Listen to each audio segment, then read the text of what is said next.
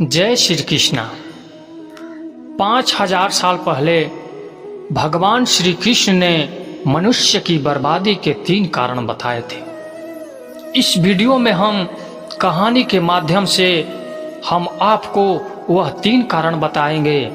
चलिए देखते हैं वह कौन से 3 कारण है जिन्हें करके व्यक्ति बर्बाद हो जाता है। कहीं आप भी तो नहीं कर रहे हैं यह 3 गलतियां? चलिए शुरू करते हैं। प्राचीन काल में एक नगर के पास के एक जंगल में एक सन्यासी रहते थे। संसार के तमाम आकर्षणों से दूर होकर उसने कई वर्षों की तपस्या से अपनी शक्तियों को जागरूक किया था। वह लोगों की हर समस्याओं का समाधान करता था। धीरे धीरे वह मशहूर होने लगे और यह बात राजा को पता चली। राजा ने सन्यासी से मिलने का फैसला किया और वह सन्यासी से मिले। राजा सन्यासी के बातों से बहुत प्रभावित हुए और उन्हें अपने राज्य में चलने तथा रहने का आग्रह किया। सन्यासी मान गए और राजा के साथ उनके महल में रहने लगे। कुछ साल तक सन्यासी वही रहे। एक दिन राजा और रानी को पड़ोस के राज्य में जाना पड़ा। उन्होंने एक नौकर को सन्यासी की भोजन आदि की जिम्मेदारी देकर निकल गए। एक दिन नौकर बीमार पड़ गया और आया ही नहीं। सन्यासी को खाना खिलाने वाला कोई नहीं था। वह इंतजार करता रहा और अंततः हुआ गुस्से में लाल हो गया। तभी राजा और रानी वापस आए। सन्यासी ने राजा को बहुत डांट फटकार लगाई और कहा, तुम मेरी जिम्मेदारी नहीं उठा सकते थे तो क्यों मुझे लेकर आए? कुछ दिनों बाद मामला शांत हो गया। कुछ दिन बाद राजा को फिर से पड़ोस के राज्य में जाना पड़ गया। इस बार राजा ने अकेले जाने का फैसला किया और रानी को कड़े निर्देशों के साथ सन्यासी की सेवा करने के लिए रख दिया। रानी रोज सन्यासी को समय पर खाना भेज देती थी। एक दिन रानी खाना भेजना भूल गई और वह नहाने चली गई और सन्यासी को खाना नहीं मिला। तो सन्यासी ने काफी देर के बाद महल में जाने का फैसला किया। सन्यासी महल में गया और उसकी नज़र रानी पर पड़ी। रानी की सुंदरता सन्यासी के मन में घर कर गए। रानी के अद्भुत रूप को देखकर सन्यासी उसे भुला नहीं पा रहा था। उसने खाना पीना छोड़ दिया और ऐसे पड़ा रहा। कुछ दिन बाद राजा लौटे और सन्यासी से मिलने पहुंचे। राजा ने कहा, क्या बात है, आप बहुत कमजोर हो गए हैं।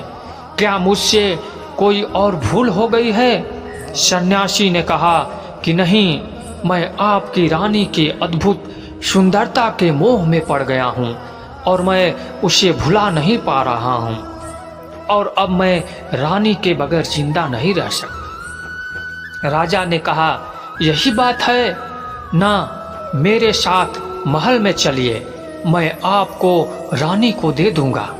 राजा सन्यासी को लेकर महल में गए।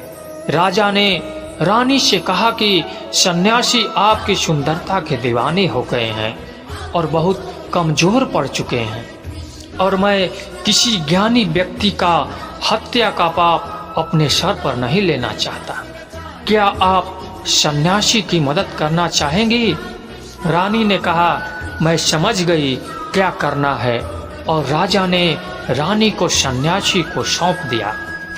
सन्यासी रानी को कुटिया में लेकर जाने लगे। रानी ने कहा, हमें रहने के लिए एक घर चाहिए। सन्यासी ने राजा से कहा, हमें रहने के लिए एक घर चाहिए। राजा ने उनके लिए तुरंत एक घर उपलब्ध कराया। सन्यासी रानी को लेकर घर गया। रानी ने कहा, यह घर तो बहुत गंदा है, इसको साफ करवाइए। सन्यासी राजा से कहकर घर को साफ करवाया। राजा के घर को साफ करवा दिया। फिर नहा धोकर रानी बिस्तर पर बैठ गई और सन्यासी भी रानी के पास आ गया। रानी ने कहा कि आप जानते नहीं थे कि आप कौन हैं? आज आप क्या बन गए हैं? आप एक महान सन्यासी थे जिनके सामने राजा भी झुककर प्रणाम करते थे। जो वासना के कारण आप मेरे गुलाम हो गए हैं। यह सुनकर सन्यासी को महसूस हुआ कि वह तो एक सन्यासी था। सारी सुख सुविधाओं को छोड़कर शांति की तलाश में जंगलों में चला गया था। फिर सन्यासी ने राजा को बुलाया और रानी को उनको सौंप दिया और कहा, हे राजन, आज मैं आपको मनुष्य के बर्बादी के जो 3 कारण बताऊंगा, जिनका यदि व्यक्ति पालन ना करे तो मनुष्य सबसे सुखी रहेगा और व्यक्ति बर्बाद नहीं होगा। मैं आपको मनुष्य के बर्बादी के जो 3 कारण बताऊंगा, जिनका यदि व्यक्ति पालन करे तो मनुष्य सबसे सुखी रहेगा। आपको मनुष्य के बर्बादी के जो 3 कारण बताऊंगा, जिनका व्यक्ति यदि ना करे तो मनुष्य सबसे सुखी रहेगा और व्यक्ति बर्बाद नहीं होगा। पहला आदत है इच्छा, क्योंकि इच्छा ही हर व्यक्ति के अंदर सबसे पहला अवगुण होता है और जो व्यक्ति अपनी इच्छाओं को नियंत्रण में नहीं रख सकता है, वह जीवन के किसी भी क्षेत्र में सफल नहीं हो पाता है।